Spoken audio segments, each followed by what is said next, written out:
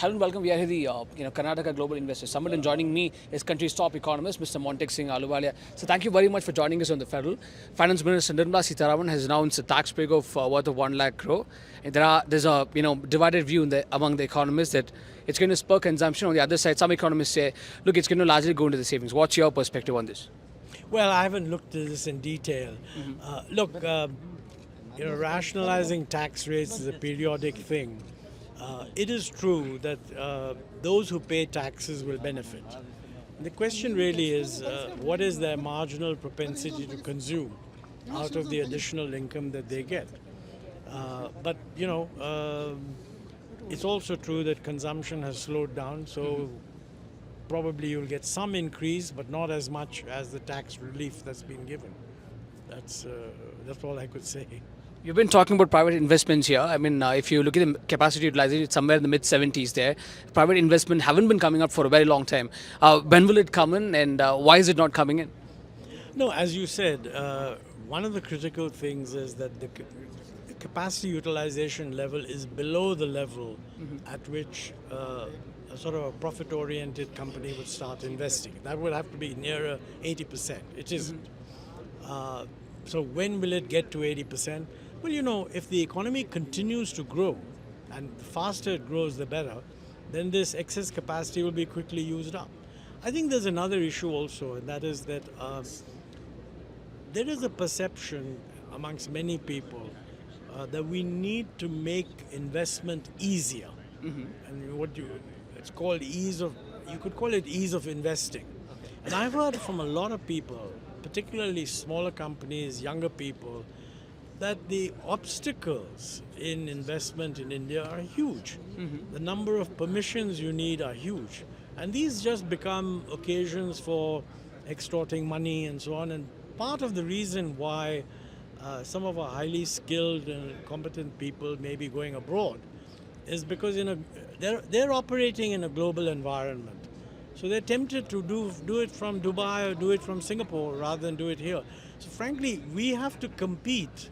You have to tell them that it's cheaper for you because the procedures are going to be at least as good.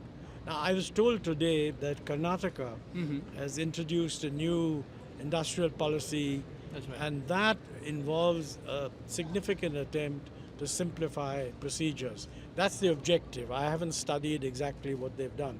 But something along those lines should be done by every state.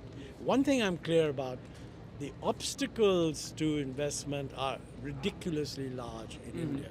And unless someone gives that priority, you won't focus on it as much as you should. If you really look at the fiscal deficit target, it's at 4.4%, the bang-on target from the central government there. But if you look at the GDP growth forecast, it's somewhere 6.3 to 6.8%. And as you rightly said, to become a Viksit Bharat, you certainly need something about 8%. The government is quite conservative within the GDP forecast. You think Viksit Bharat is going to be a Herculean task, no easy task there? Well, look, Viksit Bharat is 2047.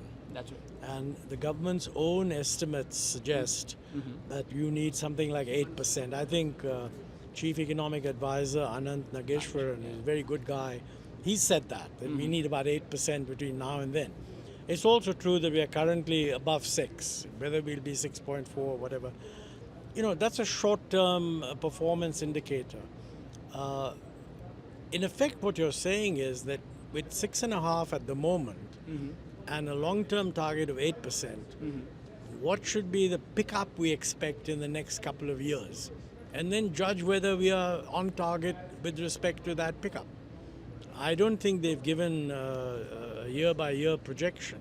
But most people think that as we move from whatever it is, $2,800 per capita to say $14,000, which is the developed sort of non-middle level income country standard, you need to go at an average of 8%.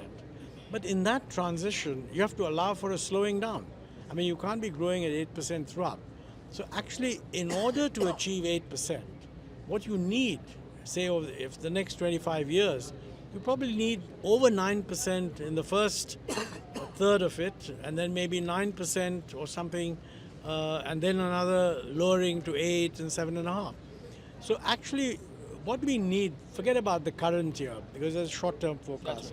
What we really need to zero in on is what is the rate in the next 5-year period which is consistent with 8% growth. And my guess is that will be certainly 9% if you want to get an average of 8%. Then you can track year after year, are we getting it? And I think if we're not getting it, we should just recognize that we're not on track. So thank you very much.